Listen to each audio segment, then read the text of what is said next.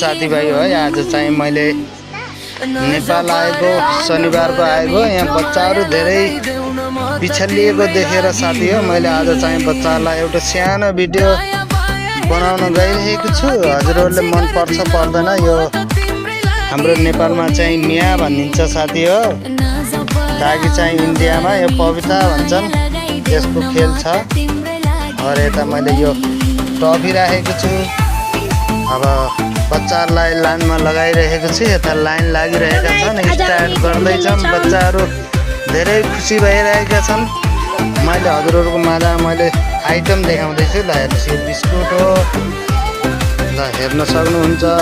यता मैले हाम्रो पास कुनै चिज थिएन, कुर्सी लगाएर मैले बच्चाहरूलाई यस्तो टाइपको खेल सिका